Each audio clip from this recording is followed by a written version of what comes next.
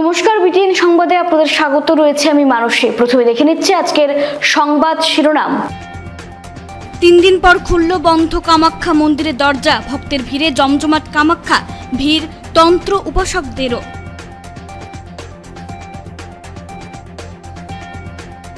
করিমগঞ্জে লোমহর্ষক হত্যাকাণ্ড, খুন ই রিকশা চালক, তদন্তে পুলিশ। দোষীদের গ্রেফতারের দাবি পরিবারের লোকেদের।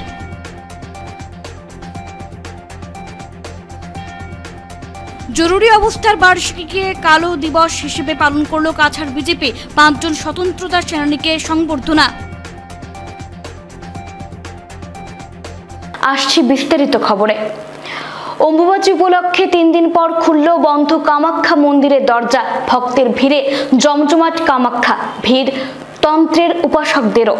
3 দিন পর খুলল বন্ধ কামাখ্যা মন্দিরের দরজা। ভক্তের ভিড়ে জমজমাট কামাখ্যা পীঠ। শনিবার থেকে শুরু হয় অম্বুবাচী। হিন্দু পুরাণ মতে এই সময় দেবী রজস্বলা হন, তাই আজ মঙ্গলবার পর্যন্ত 3 দিন বন্ধ ছিল মন্দিরের দরজা। অম্বুবাচী উপলক্ষে শুরু হয় মেলা। অনুষ্ঠানে লক্ষ লক্ষ মানুষ অংশগ্রহণ করেন। এখানে কামাখ্যা দেবী দুর্গারূপে পূজিতা হন। দেবী সতীর একটি অঙ্গ এখানে পড়েছিল বলে মনে করা হয়। দেবী সতীর সেই অঙ্গকেই এখানে দেবীকে কামাখ্যা রূপে পুজো করা হয়।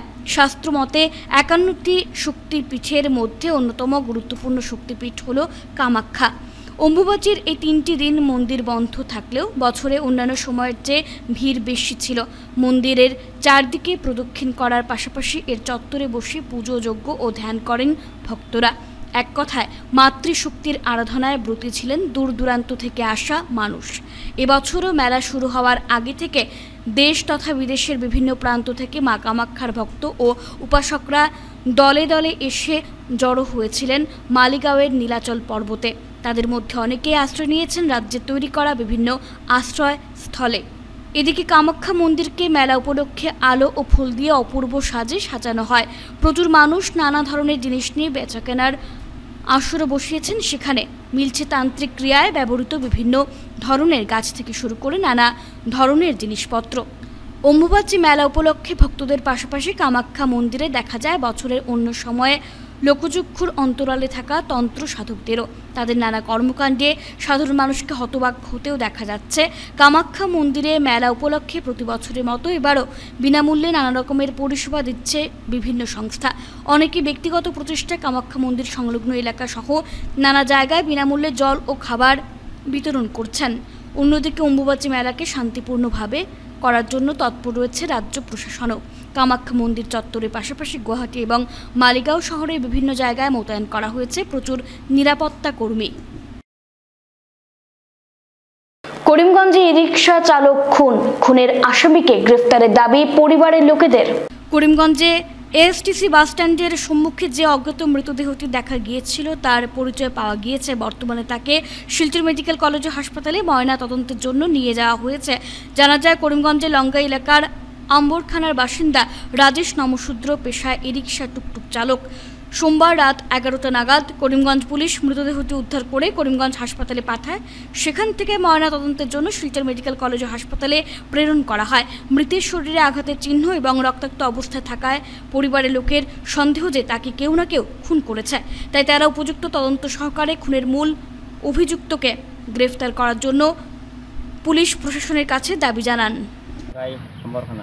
আমরা তোমার পাশাপাশি গ্রামের মানুষ নিয়ে আইছি, তার লগে রাত্রে 11টার সময় তারা পুলিশে নিচে আইয়া থেকে এসটিসির সামনে থেকে এখানে মারা গেছে।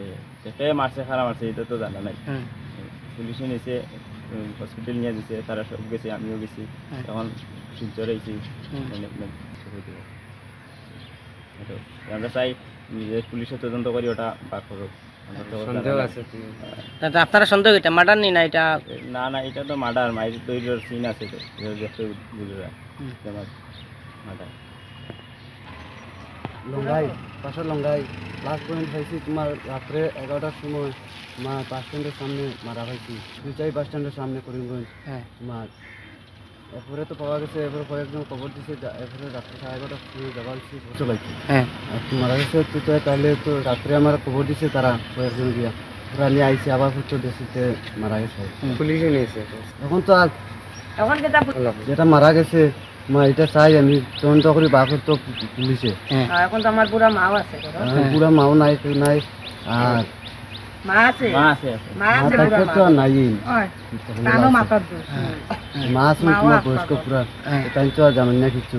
এখন আমি আইছি এখন নিশ্চয় আপনি কোন জায়গাতে আইছেন? এখন আইছি শিলচর মেডিকেল এখানে পাঠাইছে। তোমার তার ছেলে মেয়ে আসেনি? ছেলে মেয়ে একজন আছে 10-11 বছর। জরুরি অবস্থার বার্ষিকীকে কালো দিবস হিসেবে পালন করলো কাছাড় বিজেপি। 5 জন স্বতন্ত্রতা সেনানীকে সংবর্ধনা।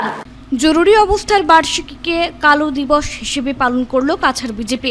এই উপলক্ষে এদিন 5 জন স্বতন্ত্রতা সেনানীকে সংবর্ধনা প্রদান করা হয়, যারা জরুরিকালীন অবস্থার সময় জেলবন্দী ছিলেন। 1975 সালের 25শে জুন তৎকালীন প্রধানমন্ত্রী ইন্দিরা গান্ধী দেশে জরুরি অবস্থা ঘোষণা করেছিলেন বলে বিজেপি এই দিনটিকে কালো দিবস হিসেবে পালন করে। বিজেপি মানুষকে সেই সময়ের স্মৃতি মনে করিয়ে দিতে চায়।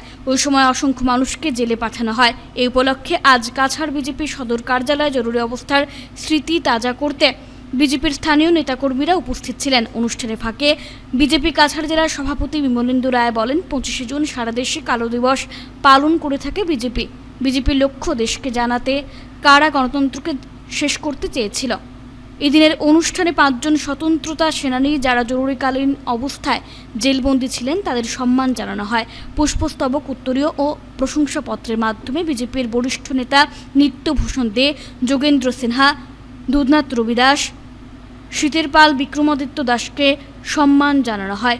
এদিনের অনুষ্ঠানে অন্যান্যদের মধ্যে উপস্থিত ছিলেন উধারবন্দের বিধায়ক মিহিরকান্তি সোম, শিলচরের প্রাক্তন বিধায়ক দিলীপ কুমার পাল, কনাদ পুরকায়স্থ, শশাঙ্ক রায়, রীনা সিনহা প্রমুখ। ভারতীয় জনতা পার্টির জন্য খুব দুঃখের দিন, কারণ 1971 সালে মার্চ মাসে ভারতবর্ষের সাধারণ নির্বাচনে কংগ্রেস 352টি সিট জয়লাভ করে এবং এই 352টি জয়লাভ করতে গিয়ে যেভাবে ছলচাতুরি, যেভাবে প্রতিহিংসা করে ওরা করেছেন, সেটার প্রতিবাদে তৎকালীন রাজনারায়ণ কোর্টে গিয়েছিলেন এবং কোর্ট থেকে এটা 1975 ইংরেজি 21শে জুন এলাহাবাদ হাইকোর্ট রায় বের করেছিল যে ইন্দিরা গান্ধী অসাংবিধানিকভাবে উনি কাজ করেছেন এবং ওনাকে 6 বছর দল থেকে ওনাকে আর নির্বাচন করতে পারবেন না। কিন্তু উনি সুপ্রিম কোর্টে অ্যাপিল করবেন বলে না করে আসামের তৎকালীন, ভারতবর্ষের তৎকালীন যিনি রাষ্ট্রপতি ফখরুদ্দিন আলী আহমেদকে দিয়ে 24শে জুন মধ্যরাত্রিতে অর্ডিন্যান্স জারি করে 25 তারিখ সকাল থেকে সম্পূর্ণ ভারতবর্ষের প্রায় 52,000 লক্ষ মানুষকে জেলে পুরা হয়েছে, বিভিন্ন রাজনৈতিক দলের মানুষকে, এমনকি সংবাদপত্র বন্ধ করে দেওয়া হয়েছিল। এই যে অসাংবিধানিক কাজ করেছিল সেটার প্রতিবাদে ভারতীয় জনতা পার্টি প্রতি বছর এই দিনটিকে আমরা পালন করে আসছি, কালা দিবস হিসেবে আমরা পালন করে আসছি। দেশের জরুরিকালীন সময়কে কালো অধ্যায় আখ্যা দিলেন বরিষ্ঠ বিজেপি কর্মকর্তা নিত্যভূষণ দে। 1975 সালের 25শে জুন দেশে জরুরি অবস্থা ঘোষণা করেছিলেন তৎকালীন প্রধানমন্ত্রী ইন্দিরা গান্ধী। দেশের জরুরি অবস্থায় জেলবন্দী হয়েছিলেন শিলচরের বরিষ্ঠ বিজেপি কর্মকর্তা নিত্যভূষণ দে। 25শে জুনকে কালো দিবস পালন করছে ভারতীয় জনতা পার্টি। মঙ্গলবার শিলচর বিজেপি কার্যালয়ে অন্যান্যদের সাথে নিত্যভূষণ দেকেও জেলবন্দী হিসেবে সংবর্ধনা জানানো হয়। এ বিষয়ে সংবাদ মাধ্যমের সাথে কথা বলতে গিয়ে নিত্যভূষণ দে দেশের জরুরি অবস্থার বিভিন্ন ঘটনাবলী তুলে ধরেন। তিনি জানান, শুধু বিরোধী দলের নয়, ইন্দিরা বিরোধী শাসক দল কংগ্রেসের বহু নেতাকে জেলবন্দী করা হয়েছিল। 21 মাসের জরুরি অবস্থাকে কালো অধ্যায় হিসেবে আখ্যা দেন তিনি। তো এই জরুরি অবস্থার সময় রাষ্ট্রীয় স্বয়ংসেবক সংঘ এবং জনসংঘের কার্যকর্তারা তার 3 মাস পরেই সিদ্ধান্ত নেন যে জরুরি অবস্থার বিরুদ্ধে কিছু করতে হবে এবং এর জন্য সত্যাগ্রহ আন্দোলন শুরু হয় এবং সেই সত্যাগ্রহ আন্দোলনে আসামের প্রথম যে সত্যাগ্রহ হয় সেই সত্যাগ্রহের আমি নেতৃত্ব দিতে পেরেছি। আমার সঙ্গে ছিলেন সুকুমার কর্মকার, যিনি মারা গেছেন, এবং তার আগে একজন শিক্ষক ছিলেন, তারপর বিক্রমাদিত্য দাস, নরেন্দ্র তাঁতি প্রমুখ ছিলেন। আর সেই সময় যে Misa maintenance of internal security act যেটা জারি করা হয়েছিল, সেটা কোর্টে যাওয়ার কোনো পথ নেই। এবং আমরা যখন সত্যাগ্রহ করি আমাদের গ্রেফতার করা হয় পুলিশি ইন্টারোগেশনের সময়, আর আমাদের উপর অত্যাচার করা হয় এবং তার পরবর্তীকালে আমাদের মিসা দেওয়া হয় এবং আমরা অনেকেই শিলচর জেলে ছিলাম এবং পরবর্তীকালে নগাঁও এবং নলবাড়ি জেলে স্থানান্তরিত করা হয়। আমি নগাঁও জেলে ছিলাম, সেখানে প্রাক্তন মুখ্যমন্ত্রী গোলাম বরবরা প্রমুখ নেতৃবৃন্দ, লক্ষ্মণ গোয়াই প্রমুখ নেতৃবৃন্দ ছিলেন, নরদা প্রমুখ নেতৃবৃন্দ সেখানে ছিলেন। এবং এই যে জরুরি অবস্থা জারি করা হয়েছিল তার মূল কারণ ছিল গুজরাটে ছাত্রদের আন্দোলন চলছিল, সেখানে খাদ্যাভাব এবং দুর্নীতির বিরুদ্ধে, এবং বিহারে অনুরূপভাবে ছাত্ররা আন্দোলন, ছাত্র সংঘর্ষ সমিতি নামে আন্দোলন শুরু করেছিল। আর সেই আন্দোলনকে বিচ্ছিন্নভাবে আন্দোলনের অবস্থা দেখে প্রবীণ স্বাধীনতা সংগ্রামী এবং যিনি সমাজবাদী চিন্তাধারার জয়প্রকাশ নারায়ণ ছিলেন, সেই জয়প্রকাশ নারায়ণ সেটার নেতৃত্ব দিয়েছিলেন। শালগঙ্গা ভিআইপি সড়কের পাশে পাকা নালা নির্মাণের দাবি জানিয়ে কাছাড়ের জেলা আয়ুক্তের কাছে একটি স্মারকলিপি প্রদান করল কংগ্রেস। শালগঙ্গা ভিআইপি সড়কের পাশে প্রয়োজনীয় স্থানে পাকা নালা নির্মাণের দাবি জানিয়ে কাছাড়ের জেলা আয়ুক্তের কাছে একটি স্মারকলিপি প্রদান করল কংগ্রেস। মঙ্গলবার উধারবন্দ ব্লক কংগ্রেসের এক প্রতিনিধি দল শিলচরে জেলা আয়ুক্ত রোহন কুমার ঝার সাথে সাক্ষাৎ করে শালগঙ্গা সহ ভিআইপি সড়কের অন্যান্য স্থানের জল নিষ্কাশনের সমস্যা ও ভূমিধসের কথা তুলে ধরেন। তারা বাজারঘাট থেকে দয়াপুর সড়কে ভাঙনের বিষয়টিও উত্থাপন করেছেন। জেলা আয়ুক্ত রোহন কুমার ঝা সব বিষয়ে অবগত হয়ে সন্তোষজনক উত্তর দিয়েছেন বলে জানান প্রতিনিধি দলের নেতারা।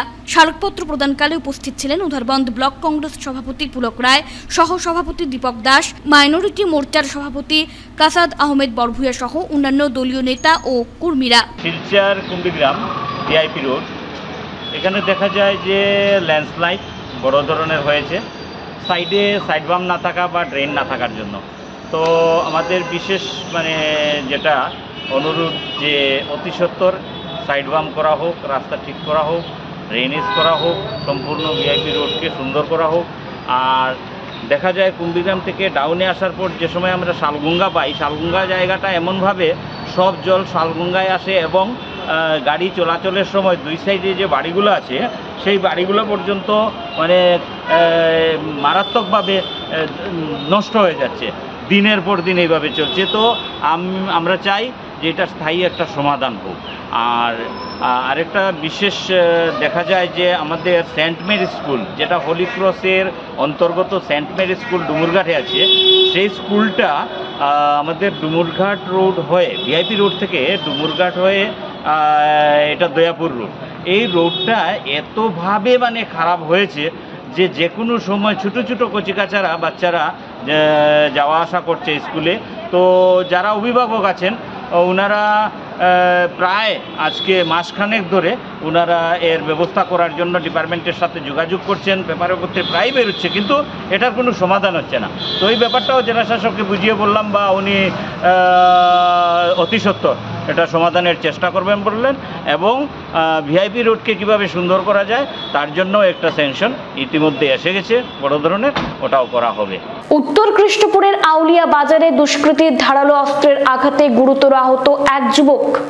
শিলচর সদর থানা এলাকার উত্তর কৃষ্ণপুরের আউলিয়া বাজারে দুষ্কৃতীর ধারালো অস্ত্রের আঘাতে গুরুতর আহত এক যুবক। আহত যুবকের নাম শামসুল আলম চৌধুরী। বর্তমানে শিলচর মেডিকেল কলেজ ও হাসপাতালের আইসিইউতে রয়েছেন শামসুল। পুরো ঘটনাটি নিয়ে নিকটাত্মীয়রা জানান, স্থানীয় যুবক শামসুলের আউলিয়া বাজারে হোটেল রয়েছে। আউলিয়া বাজার এলাকায় ঘন ঘন চুরির ঘটনায় গভীর রাত পর্যন্ত দোকান পাহারা দিতেন তিনি। সোমবার রাত 12:30 নাগাদ এক যুবককে আউলিয়া বাজার এলাকায় ঘোরাফেরা করতে দেখে তিনি তাকে জিজ্ঞেস করেন কেন সে ঘোরাফেরা করছে। এই নিয়ে কথাবার্তা চলার সময় আচমকাই ওই যুবক শামসুলের উপর ধারালো অস্ত্র দিয়ে আক্রমণ করে বসে। তার শরীরের বেশ কয়েকটি কোপ বসিয়ে পালিয়ে যায় ওই যুবক। এদিকে তার চিৎকার শুনে ছুটে আসেন আশপাশের লোকেরা, তাকে গুরুতর আহত অবস্থায় শিলচর মেডিকেল কলেজ হাসপাতালে নিয়ে যায়। বর্তমানে আইসিইউতে চিকিৎসা চলছে তার। এদিকে ঘটনার খবর পেয়ে রাতেই পুলিশ আউলিয়া বাজারে এসে তদন্ত শুরু করেছে। আক্রমণকারী যুবককে ধরতে অভিযানে নেমেছে পুলিশ। আমার মামা যা হোটেল আছে আউলিয়া বাজারে, কারণ রাতকে আওয়ার সময় হঠাৎ একটা ছেলে তাদেরকে হামলা করছে। এই ছেলেটা মানে মদ খাইয়া পুরা মতে দোল আসলো, আর তার আওয়ার সময় দাদি তাদেরকে হামলা করছে। কারণ শরীরের মাঝে প্রচুর জখম হয়েছে। এখন বর্তমানে মেডিকেলে আইসিইউতে ভর্তি হয়ে আছে। তার নাম শামসুল আলম চৌধুরী। গতকালকে কাজ আসলো খুব বেশি দোকানে, ওখানে শেষ হয়ে যেতে একটা সময় যাওয়ার সময় এই ঘটনাটা হচ্ছে। সৎভাব মণ্ডপ অন্যত্র নির্মাণ করায় ক্ষোভ প্রকাশ করলেন শালচাপড়া জিপির জনগণ। শালচাপড়া জিপির জন্য বরাদ্দ সদ্ভাব মণ্ডপ অন্যত্র নির্মাণ করায় ক্ষোভ প্রকাশ করলেন এলাকার জনগণ। এ নিয়ে এলাকাবাসীরা সংবাদ মাধ্যমে জানান, শালচাপড়া তৃতীয় খণ্ড বেড়াবাকে সদ্ভাব মণ্ডপ নামের এক বিশাল ভবন, এর জন্য এমএসডিপি তহবিলের 2 কোটি টাকা বরাদ্দ হয়েছিল।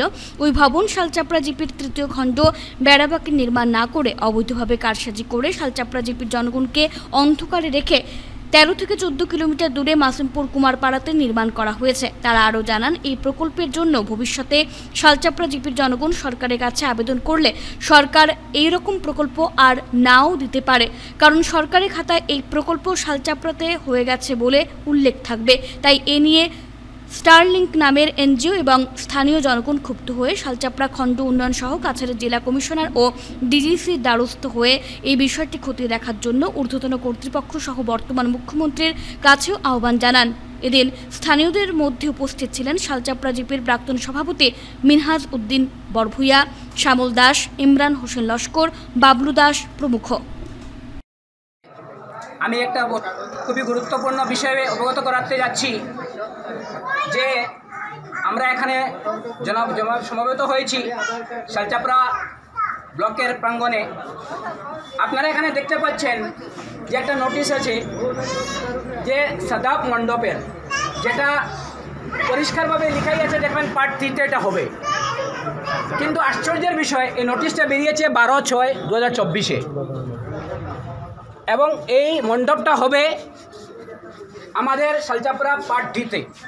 কিন্তু অতি আশ্চর্যের বিষয়, এই যেটা মণ্ডপ সেটা বানানো হয়েছে মাসিমপুরে, যেটা এখান থেকে 13 থেকে বেশি হবে, 15 থেকে 20 কিলোমিটার দূরে এখান থেকে বানানো হয়েছে। আমরা এই বিষয়কে নিয়ে আমাদের মাননীয় বিডিও স্যারকে আমরা এখনই একটা চিঠির মাধ্যমে ওনাকে জানিয়েছি। এই জিনিসটা আমাদের শালচাপড়া থেকে কেন এখানে করা হলো এবং এই বৃহত্তর শালচাপড়ার জনসাধারণকে অন্ধকারে রেখে কীরকম এখানে হয়ে গেল। কি আমাদের শালচাপড়াতে কোনো জায়গা নেই? কি শালচাপড়ার লোক আমরা মানুষ নই? কি আমাদের সরকার আমাদের নয়?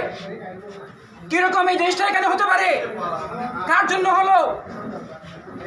কে জন্য দায়ী? এখন যদি এখানে হতে পারে, আমাদের শালচাপড়া ব্লকের যেখানে আমাদের মাননীয় দায়িত্বশীলরা আছেন, ওরা থাকা সত্ত্বেও এটা কীরকম ওইখানে সরে গেল, ওইটার জবাব কোথায় পাবো আমরা? কার কাছে গিয়ে আমরা জবাবটা চাইবো? কার কাছে পাবো? সেটাই আমাদের সব থেকে বড় প্রশ্ন। আমি আপনাদেরকে এটাও জানাচ্ছি যে আমরা মাননীয় সার্কেল অফিসারকে আমরা জানিয়েছি, উনি বলেছেন ওনার হাতে নয়। করিমগঞ্জ জেলার বন্যা পীড়িতদের মধ্যে ত্রাণ সামগ্রী বিতরণ বিধায়ক দীপায়ন চক্রবর্তীর। করিমগঞ্জ জেলার বন্যা পরিস্থিতির কথা মাথায় রেখে সোমবার শিলচরে বিধায়ক দীপায়ন চক্রবর্তী 518টি পরিবারের হাতে নিজের ব্যক্তিগত তহবিল থেকে ত্রাণ সামগ্রী প্রদান করেন। বিধায়ক ব্যক্তিগত কাজে শিলচরের বাইরে থাকায় শুভানুধ্যায়ীদের মাধ্যমে এই ত্রাণ সামগ্রী করিমগঞ্জ জেলার 7টি শরণার্থী শিবিরের মোট 518টি পরিবারের হাতে তুলে দেন। এদিকে বিধায়ক জানান, গতকাল তিনি করিমগঞ্জের জেলা উপায়ুক্তের সাথে এ ব্যাপারে কথা বলেন ও দলের জেলা সভাপতিকেও ত্রাণ বিতরণের ব্যাপারে জানান। একটি পরিবারকে ত্রাণ হিসেবে সর্ষের তেল, দুধ, বিস্কুট, মশার কয়েল, সয়াবিন, আলু, পেঁয়াজ এসব বিতরণ করা হয়। শিলচরের মাননীয় বিধায়ক শ্রী দীপায়ন চক্রবর্তী এটা তাই উদ্যোগ নিয়েছেন যে করিমগঞ্জে আমরা যেভাবে দেখতে পাইছি বছর বহাবুয়াটা বন্যা আইছে, তো এটার লেগে তাই চেষ্টা করছেন যে কিছু মানুষের হাতে যদি কিছু ত্রাণ সামগ্রী তুলিয়ে দেওয়া যায়। তাই নিজে আইতে আসলা কিন্তু বিশেষ কাজে বাইরে যাইতে লাগছে, আইতে পারছেন না।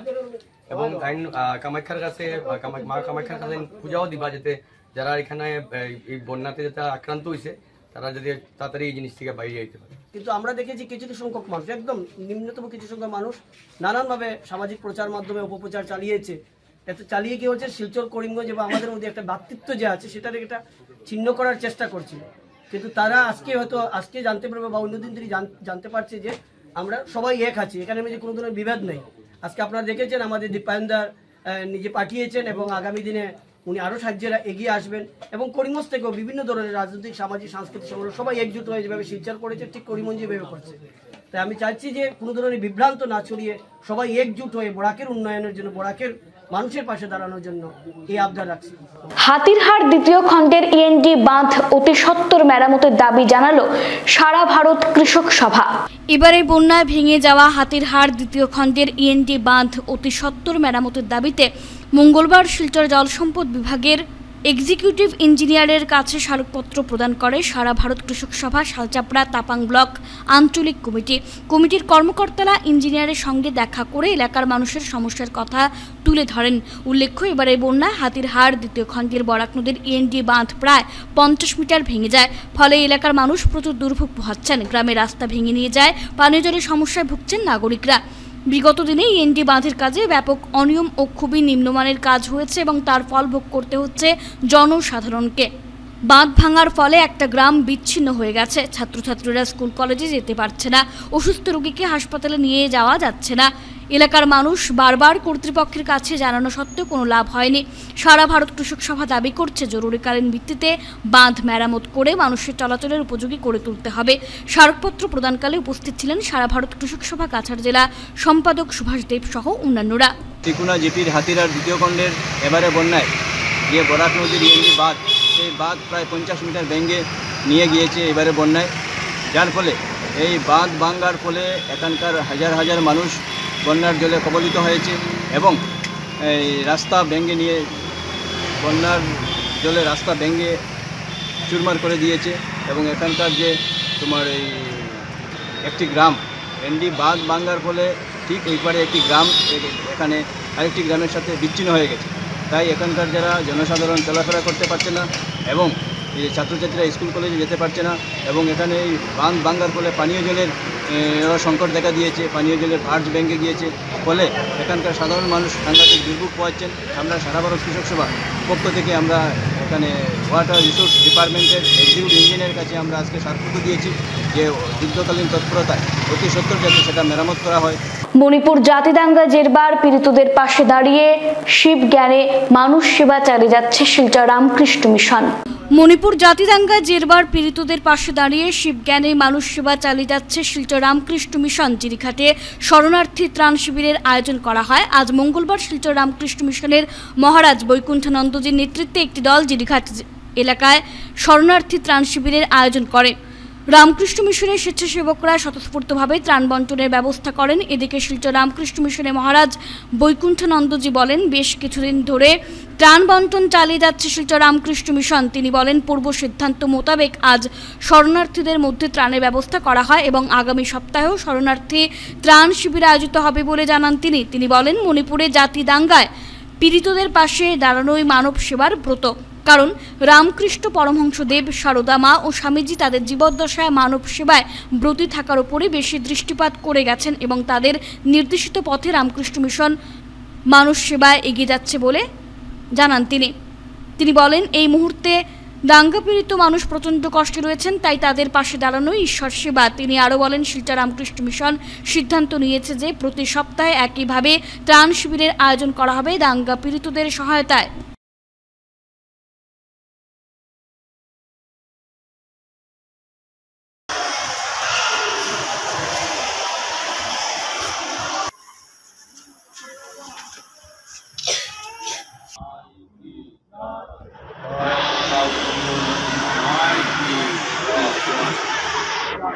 শেষ করার আগে খবরের বিশেষ অংশগুলো আরো একবার।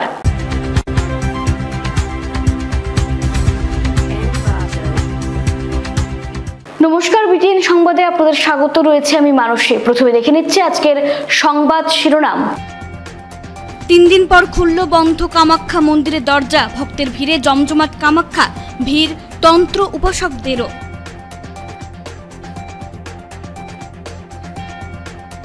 করিমগঞ্জে লোমহর্ষক হত্যাকাণ্ড, খুন ই রিকশা চালক, তদন্তে পুলিশ, দোষীদের গ্রেফতারের দাবি পরিবারের লোকেদের।